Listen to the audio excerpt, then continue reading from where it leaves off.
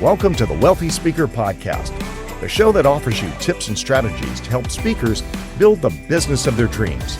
Now here's your host, 30-year industry veteran and business coach, Jane Atkinson.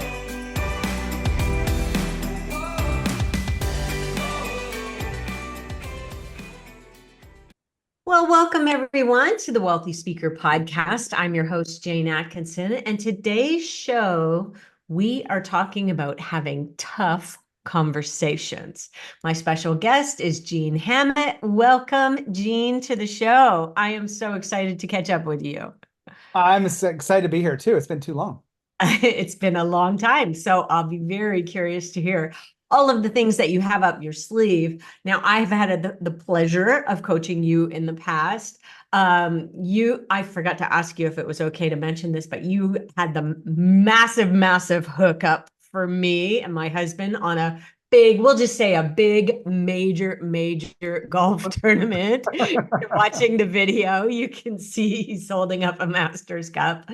Talk about let's start with your latest project that you happen to have done with your beautiful wife, who I also know. Yes, and she was also a client, so we're big fans of you, Jane. Yes.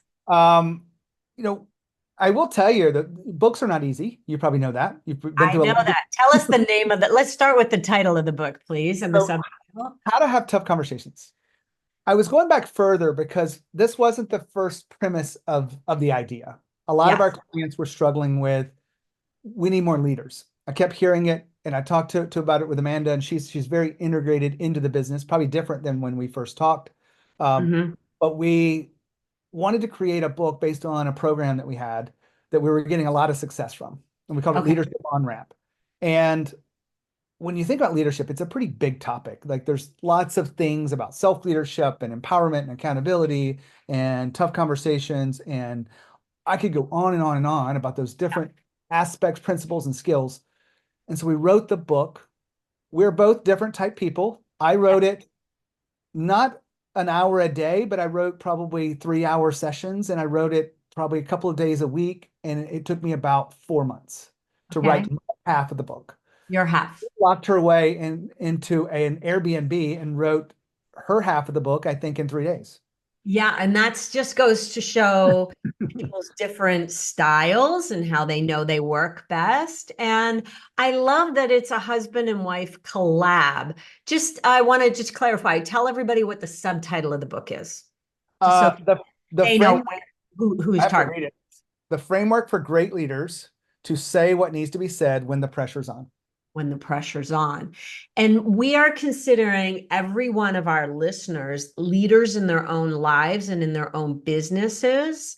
And so what I want to kind of draw the parallel for tough conversations is, hey, it happened to me 3 weeks ago when I had to have a difficult conversation with a member of my team, with a website designer, with whoever. We have them as speakers, a difficult client conversations. They're coming up all the time. So I'm hoping you're going to allow us to see a glimpse into kind of like a different view of the speaking business, because I know you've gone about this completely different. Amanda's got her thing. She focuses, I think, on millennials, and I'll be interested to hear more about that. But I also want to talk about the topic, which is tough conversations. So tell everybody a little bit about your speaking business and where you're at today. The speaking business per se is re-emerging. Okay. I will tell you, in 2019, everyone knows that's the year before. Yeah. I had a coach, not you, but a different coach, was like, walk me through the last 3 deals you did. And I got paid money on 2 of the 3. Yeah. And it was good money. It was $10,000, I think, a speech. But it took me a long time to prepare for those speeches. I want to, customize them right. You travel. And I did the math on it, and I was making a lot less money per hour than I make on my coaching. Okay. So you decided to focus solely on exactly what? Building my coaching business. Okay. That was 2019. I did not foresee 2020 being the mess that it was for speakers, but I love coaching. I love speaking. I Mhm. used to say I love both. I couldn't Yes. pick one, but when it came down to it, I was like, look, if I can build my business, build a stable group of clients and the programs I have, I'll be better off, and then my speaking will take off from there. And then COVID hit. And so I was ahead of the curve. I was already focused on growing my business, and it actually took off a little bit. We grew Yes. 50% that year, and 50% the next year, and 50% the next year. And so it was a really good move. I Hmm. missed speaking, but I did not enjoy virtual speaking. And Amanda, I think, liked it even less. Oh, interesting. Okay. It So, wasn't the travel. We love not traveling. What I hated was you have to be your own sound guy, your own lighting person, your own this, that, and the other, unless you get enough fee to be able to do that. I think Ryan talked about, oh, I was going to the studio and I would do this professionally. right. We didn't have the fees because everyone wanted a discount to do virtual speaking. Mm, gotcha. And the Okay. feedback wasn't, the feedback from the audience wasn't as immediate. They're on mute. I just didn't like the experience, and I didn't go after that many speaking. And Amanda actually stopped speaking altogether. She goes, I don't like it. I'm going to do something else. Now, tell me her focus in her business currently. Sorry she couldn't be here today because she had a doctor. And I'm still hoping she's going to pop in. So just FYI, that's why Maybe happen. we're Um, talking about both. Her focus is we're one closer together than we've ever been. And not just our marriage, not just the business. I mean, it's everything. The way we talk to each other. I did a speech a few weeks ago, and the guy's like, I can't believe you wrote a book with your wife. That might have caused divorce in my family. Yes. And Yes. I think in a lot of families. I can relate because we don't normally work together that closely, and it was not easy. I mean, having a co-writer is a good to it, and there's also the challenge because one of the big challenges is when you go through the editing of any book is the most of the time. You probably spend more time editing than you would writing the first draft Mhm. because Mhm. it's back and forth, and you're shaping it, you're cutting stories, you're adding stories, you're working with your editor. But we had to sit down together for 3 hour blocks 3 times a week, and we did that for probably 2 months, 3 months. Awesome. And It tell was me a lot. about her. What is her business model currently? She is in the business, but not solely focused on that. So my business has grown drastically, Jane. So maybe it helped to talk about the business itself. I now work with fast growth companies. Um, Probably different than when we talked about before. It wasn't those are entrepreneurial companies, and I worked with a lot of people that were probably struggling as a coach. Before they hit that first million, my average client right now is doing 20 to 30 million in revenue. And they're considered fast growth. They're on the Inc. 5000 or the SAS 1000 list. They're on these lists and they're growing at 50% a year. Not crazy amount, but enough to cause chaos and cause challenges inside of leadership and specifically people problems. And when you hear enough people problems, Right. tough conversations was our solution for that. Right. So that's the business. To answer your question about Amanda, she started running our manager to leader program. Yeah, because her focus was like a very specific slice of millennials Yep. in the generational pool. And so from say it again, from manager to leader, Yeah. from So manager if you think to about a high performer who's good at their job, and they can be in sales, they can be in marketing, they can be operations yeah, or a technical person, they get promoted to manager and then they don't know what to do. They don't get the right. support. And so a lot of our clients came to us. Actually, this is through COVID. They're like, hey, we need some leadership development. And we can do this virtually. And Mhm. we don't do it just by sending a bunch of videos. I actually believe that doesn't work. It's more like hands-on where you're there physically talking to them. Well, either it could be virtual or physically Yep, talking them through it and helping them actually learn the techniques. exactly. And we do that through facilitated experiences every week. And then we do one-on-one private coaching with these managers, which is probably unheard of. But we wanted to make sure that the manager had someone to talk to about this. That sometimes they don't want to go to their direct leadership, Report. authority or boss. They want to Yeah. say, I don't feel good about that decision. I don't feel good about, making that decision. I don't feel confident. And we help them get Yeah. confidence. Because Uh, people get jobs because they were good at their job. In a factory, for instance, manufacturing, you were good on the assembly line. They could trust you. You were good with other people. So, boom, next thing you know, you're a leader and you don't have any leadership experience or skills or training, and you've been thrown into the fire and now everybody hates you is often what happens because you think what a leader should be is this. And so I think that that's really, really needed. So clarify for me, are you guys working together on the manager to leader program? Not as much anymore. Is it mostly group It's a baby? central part of our business. Okay. So the way I've described it and the way we've evolved is if you had just CEO coaching in a company, it's Mhm. good, but it's not enough. As these companies grow to 150, 300 employees, 1,000 employees, one person getting coaching feels like pulling everyone else around. Okay. But then I had gone in and started doing executive coaching. So I'm coaching CFOs and CTOs and CROs and whatever, all the C-suite. And Mhm. she started really handling the younger generation, which is where she was comfortable, Yes. and helping managers be better leaders. And so we created a program called Leadership On Ramp, and then we have a, kind of a follow-on behind that as Leadership Accelerator. But it's not about the programs, it's just about she's the one who worked with it. And we created such a lot of people in coaching shy away from having frameworks and having a process. But once you Oh, do have that process, I know you do. I love a process. Yeah, I do too. And we wanted to create that for managers. And so we created it together. Yeah. And we delivered it together. But then the next year, she delivered it herself, Yes. probably 20 times. Yeah. We did them in small cohorts, like groups of 8 to 10 people. We felt like Yes. with the right facilitation level, we didn't want to have 100 people in there. It was kind of Um, like group coaching slash facilitation slash workshops, right? and some private coaching. We did, individual calls, which really help people Yes. express, you take tough conversations, because I know we're here to talk about the book. A lot of Mm, people go, well, my tough conversations with someone in the group. And yeah. I talked to Cindy about the way I feel when she disrespects me.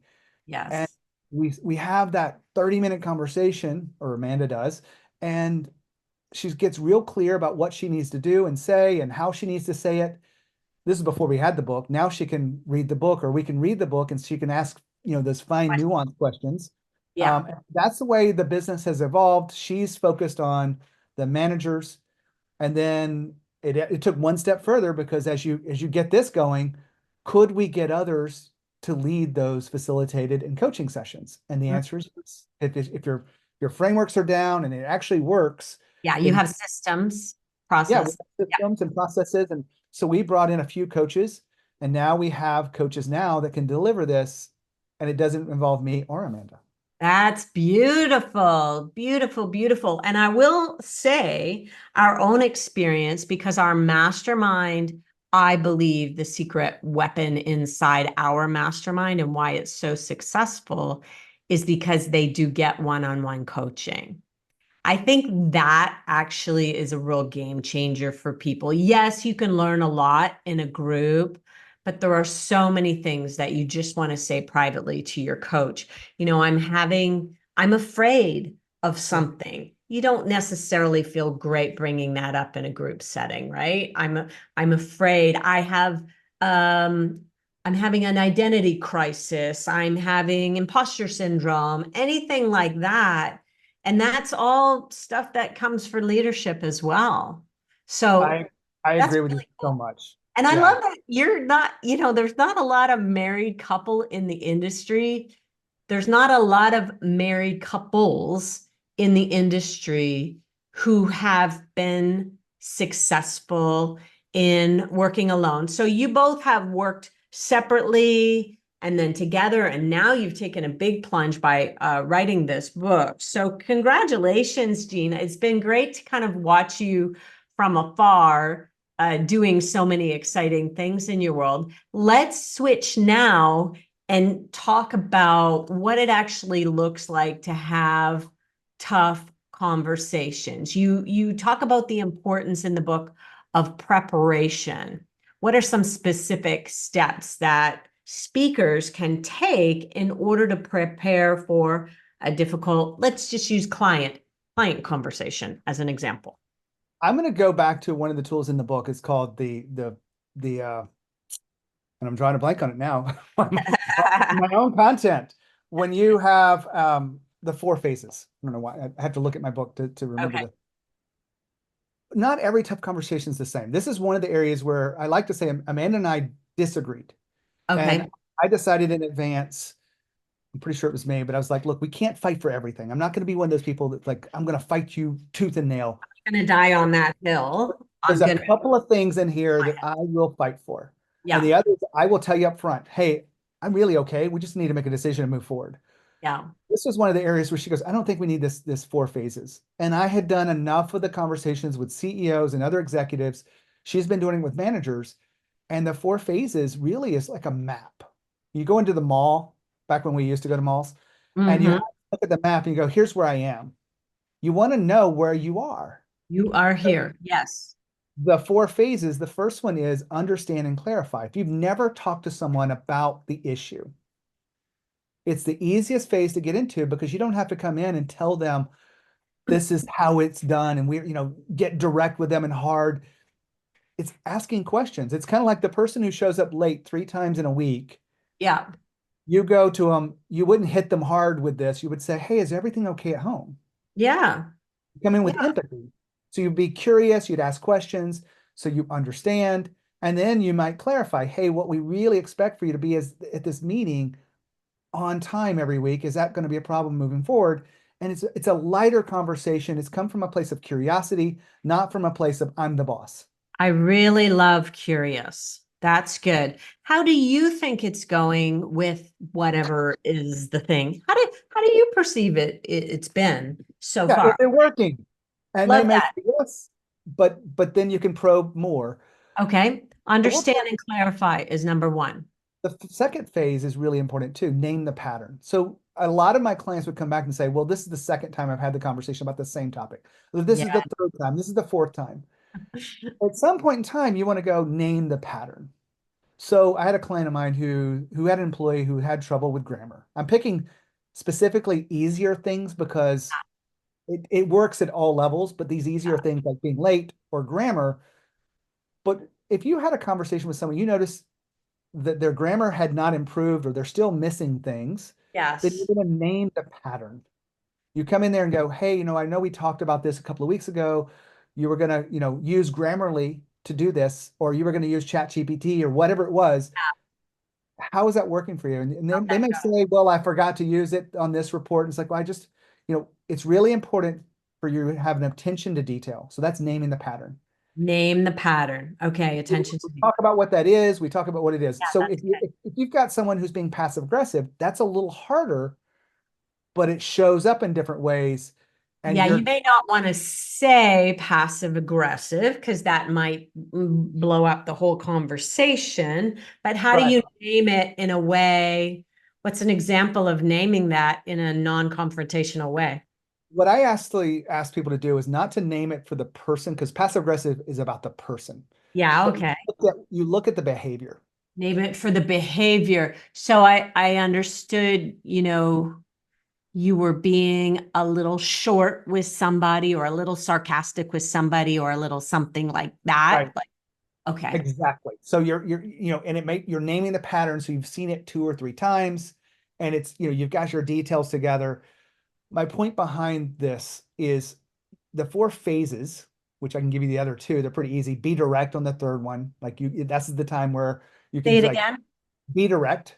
You're Be going to direct. draw a line in the sand, say, look, this kind of behavior is not okay. Here's what we expect of you. This is where a PIP might fit in if that's appropriate. You're not going to give a customer a PIP. You're not Yeah. going to give a partner a PIP, but you would give an employee a performance improvement plan, and it would be very clear. It's the same with a customer. Hey, we've talked about this a few times. I want to just be really clear with you. This treatment of not showing up for meetings is not okay. Yeah. And what I expect of you, if you need to reschedule a meeting, you give me 48 hours notice or whatever your rule is. Yeah. It's more direct. It's, I also like to say, I don't know if you don't allow cussing on here, but the shit sandwich doesn't work. The what? The shit The shit sandwich? sandwich. You know Okay. what that is, right? It's sandwich was the word that didn't come through. Yeah. It's the compliment and then the feedback with another bit of Okay. compliment. That doesn't work. Okay, is what you're It saying. doesn't work because a lot of employees only hear the compliments. Yeah. They don't hear what you really need them to hear, which is that feedback, the constructive criticism. So the fourth phase inside of the map would be the exit phase. You may not exit, two co-founders aren't going to exit each other, but employee to leader, there may be an exit. If you can't get it after 3, 4, 5 conversations, you're going to move into phase 4 and you're going to go, it's time for us to part ways. Okay. And the beautiful thing behind this is a lot of people go, I didn't realize there were 4 phases. I just let things fester until they get to phase 4, and then I can't take it anymore.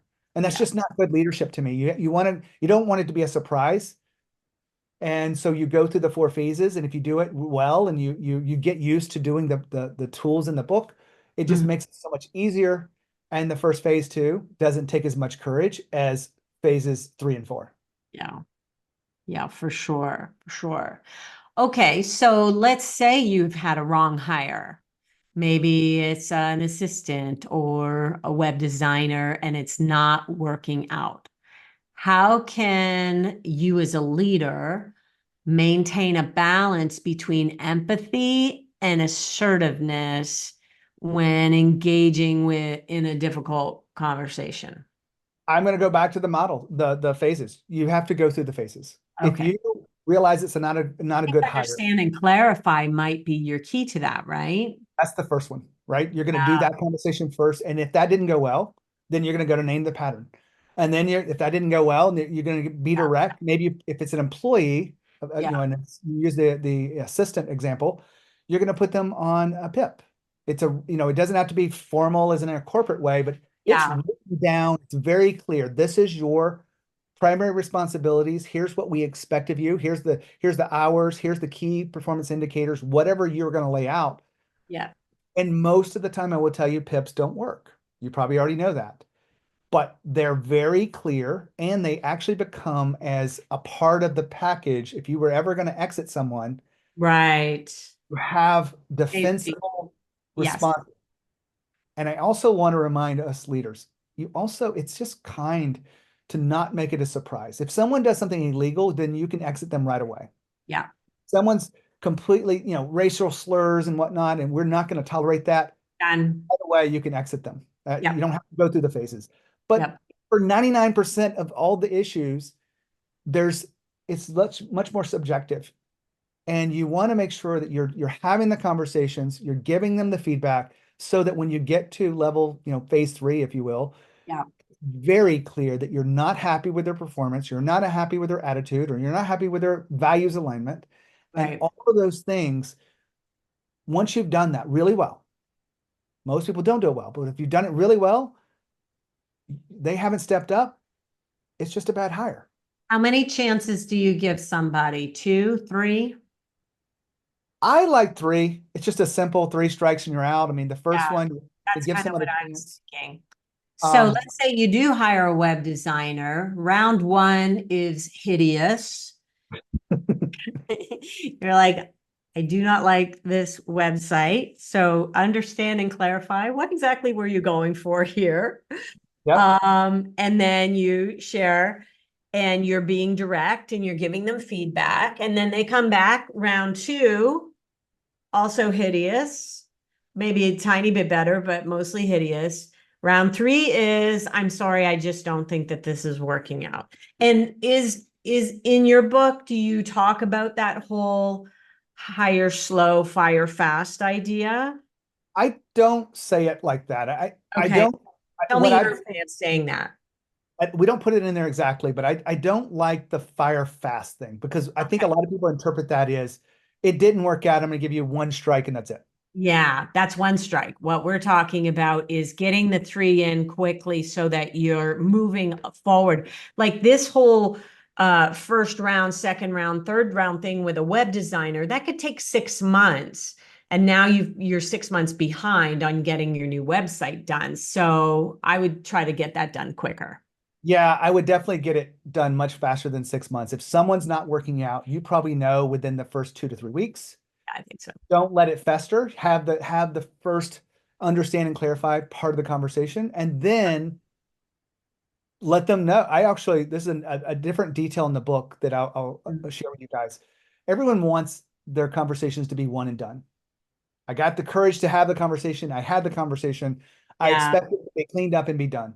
I think there's another conversation after that. So in the framework of actually showing you how to do it, because I feel like this is one where our book is very different than Radical Candor or Crucial Conversations, is we Okay. actually have a framework for how to have the conversation. And in part of that is tactical plans. If you leave the conversation, whether it's the first, second, or third phase, without scheduling another meeting, I think you've missed an opportunity. Okay. You know, as coaches, we're scheduling those meetings. Why we have people in the conversation. End of the first meeting, you're scheduling the second meeting and so on. And I only just started doing that a year or two ago, Jean, believe it or not, as a coach. I'm a slow learner, I It guess. worked so well for us. It works So right in good. conversations. And so Yeah. in a tough conversation, you have the conversation with your web designer design. Hey, next week, I want to see the new designs of this. Let's see if we're closer to this. Don't have to be fancy. Yeah. If you even understand web, you just say, hey, I just want to see a wireframe. I don't want you to put it in color. I don't want you to do everything. I just want to see it, what your thinking is, so that I can approve that, and then we'll move forward slowly from there. Yeah, I'm all about the pretty colors. Show me I don't care about the wireframe. I want to see beautiful Well, I visual. get it. Anyway, that's a totally different topic. It doesn't really matter. But The detail I wanted to add to that, not to cut you off, is yeah, if you're in the conversation with someone, it doesn't matter what the topic is. yeah. It's very easy at the end to make a tactical plan. Hey, 3 days from now, I want to Yes. talk to you again about Love what that. you perceive from this conversation. What are your actions? What are your behaviors from this? And then you can document it if you need to. That's part of the framework. But if it's a real serious issue, it's not going to go 3 weeks. It's going to be 3 days. If Yeah, I it's a really small like thing, the idea of you're going to have this to me by this date, and then we're going to have another conversation. Are you in your coaching practice? This is a total rabbit hole, but along the same lines, are you using the AI summaries that they provide on Zoom? I've used them some. Yeah, Oh, not my with every client. clients are loving them. So Yeah. I'm not saying to them, take good notes, et cetera, et cetera. Let's record all the calls. Uh, AI is doing the recording and they'll give me one from this and I'll send it over to Monica and she'll be able to see what we talked about and get some great ideas for the show notes. The AI summaries, if you're not using them on Zoom, try them out and it could be a real game changer, especially when you're having meetings with clients and setting deadlines and targets with them. It's all in writing and it's just such a beautiful thing. Okay, I want to ask you about mistakes. What are some common mistakes that you might see speakers or leaders making during tough conversations? The first one, and this is part of the framework, is being present. We shouldn't have to remind people to not be distracted in this day and age, but it's really amazing how many people will try to have, these difficult conversations with someone and they're doing email in the background or they're doing social media in the background. And so virtually we actually go through this, like you actually want to, clear your windows or clear your Phone browser. down, better yet, phone out of the room. Yep. And And that is very important, just to know to be present. Now, this is not probably different than anyone knows, that we know that we should do this, but I think of the things that are happening during the conversation. So part of the book is the framework we used was what happens before, what happens during, and what happens after the yeah, conversation. nice. So during, we ask you to be present. We also ask you to listen. I know we shouldn't have to say this, but a lot of people are listening to respond, Mm-hmm. not listening. They're waiting to talk. Yep. I know I got more to say on that. I asked the question, but they're not really listening. And so we're asking you to listen actively as coaches. We listen beyond the words. You might, as a coach, because you're trained to this, and say, it sounds like you're scared of what I just said, or you're scared to make that move or to make that Well, phone call. and now that we're on Zoom, it's like I can see your face. You Read do the body look language. you do look somewhat nervous and anxious about all of what we just talked about, and then you go down that path. And so listening is such a skill. And I don't know of a human alive that doesn't need to practice this and I work on agree. this. I can be better at it, and I've been coaching for more than a decade, Right. and listening to body language, and it's just the richness of the conversation. It could be something as simple as you sighed there. What was that sigh about? Can you Yeah. do this? And so those are some two simple mistakes that can be easily done. A third one would be documentation. A lot of people think that we shouldn't document it. AI is a great tool, but what about simply just saying you agreed to a new website by next Friday? And I Mhm. want to see 3 versions of this as you had described. Do you agree with this? And you send it an email right afterwards. I mean, if it if it can be checked in black and white, Mhm. written email, then we can follow up on it much more precisely. I love documenting everything. I have multiple friends right now that are going through home renovations and, well, did I order that or didn't I order it? Yep, it's all in writing right there on the email. So I actually have, this is what you said you were going to send me and you didn't. So I think that documentation can be an absolute savior in so many situations. This is such good, I mean, it's kind of common sense, but it's not really used and utilized as often as one might want. A lot of the book is common sense. It has to Yeah. be because tough conversations have been around forever. There's lots of resources. One common sense is that a lot of people forget. We want to praise publicly and we want to give feedback privately. You don't Mm, sit in the meeting and say, you disrespected us by not showing up or not being prepared for this meeting. That's something that happens after the meeting. yes. Another mistake that happens often, and this is still surprising, I have to remind CEOs of fast growth companies to praise their people. Mm, I said the shit sandwich doesn't work, the compliment, feedback, compliment.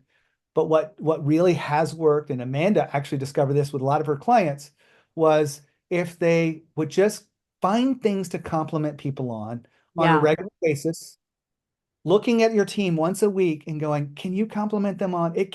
If you want to start slowly, it can be smart choice of shoes, or it can be outside of work, but ideally it's work. And it's just like our mom told us when we were young that we hated it when she said, you've got to be specific. You don't, when you're saying sorry to someone, you don't say, oh, I'm sorry. You say, Yeah. I'm sorry, specific for what you did, for what you said.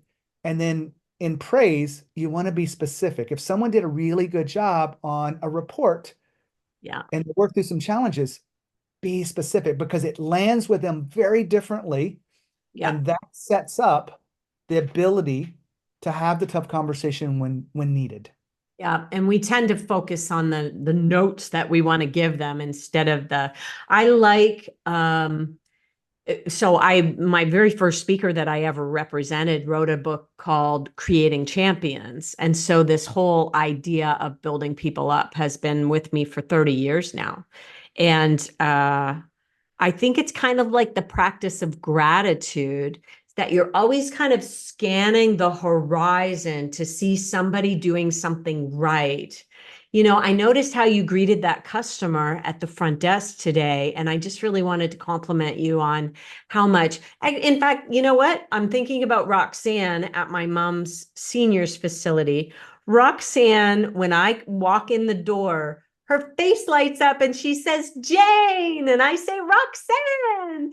And we have this moment. And I'm like, Roxanne, it makes me feel so good when you're behind the desk because you acknowledge me in this way. And if you do that with everybody, which I know she does, that is such a valuable thing for people to know. So I'm going to tell her. I haven't told her that yet, but we have a thing and I really like it.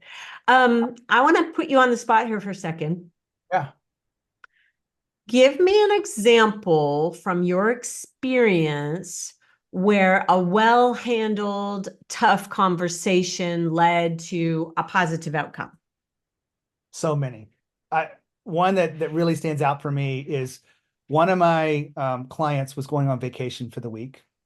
And one of my rules of thumb within my own life and through my clients is meet with everyone on your team, at least for 10 minutes privately, and make sure they understand what their priorities are, understand where they can go to for answers, and that you're trying to go on vacation completely unplugged. Yes. I feel like you can be behind me on that. I Yes. wasn't always that person, but I do believe that when we go on vacation, we're supposed to recharge, and doing a little bit of email every day and doing a little bit of phone calls every day You're not actually recharging. gets in the way of that. Yeah. And so this customer loved to go to Disney. This is his thing. And he comes back and he goes, the good thing is I didn't have a problem. The bad thing is one of my employees didn't really do the work that they were supposed to do. And they're a developer. So the And 10-minute conversation ahead of time was to set expectations of while I'm gone, this is what I expect from you. so he Okay. did all that, but they came back and they didn't get the work done. Yeah. They didn't actually work very much at all on that one project. And I really started this book. I'm glad you asked this question because it comes back to my most asked question in all of coaching after 12 years, which is I work with a lot of leaders and they have a lot of employees. And I go, what's the missing conversation that hasn't happened yet? Mm. Because we have a lot of conversations with them. And this case was the first one. So it was a phase one. Yeah. But he goes, how are we going to catch up on the work? And I go, well, is that really the core of the issue? It's at the heart of it. And after a couple of minutes, he comes back to me and says, no, are they committed to working here? The difference between those conversations is polar opposite almost. How are we going to catch up the work versus are you committed to working here? Yeah. It's such a deep question. He has the conversation.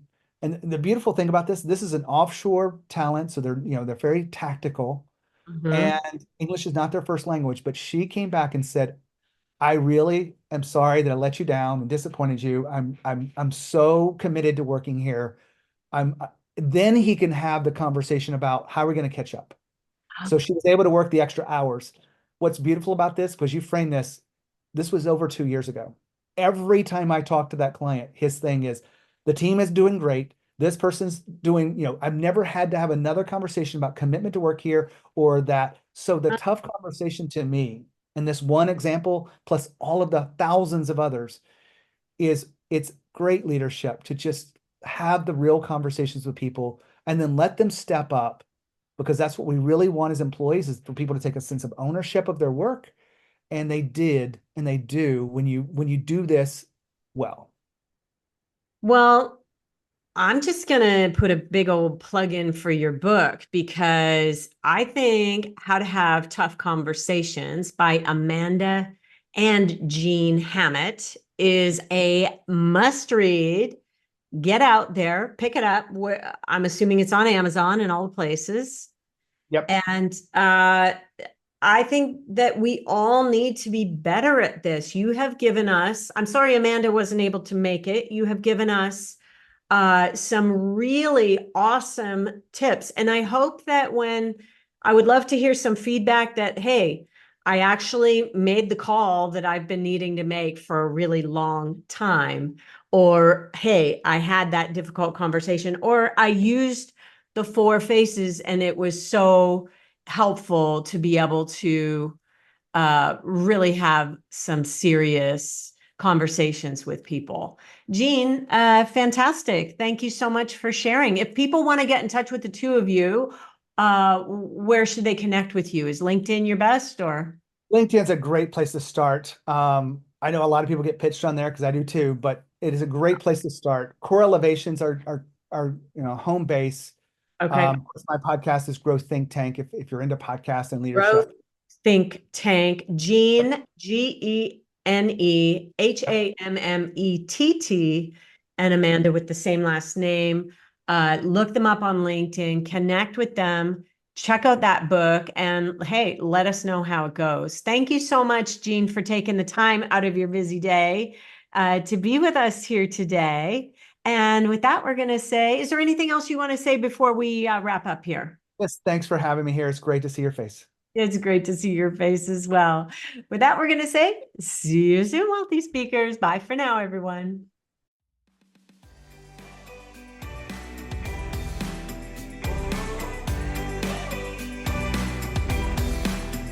Thanks for listening to the Wealthy Speaker Podcast. If you need help building the speaking business of your dreams, head over to wealthyspeakerschool.com and take advantage of our 20-minute next step call. Thanks for listening to the Wealthy Speaker Podcast.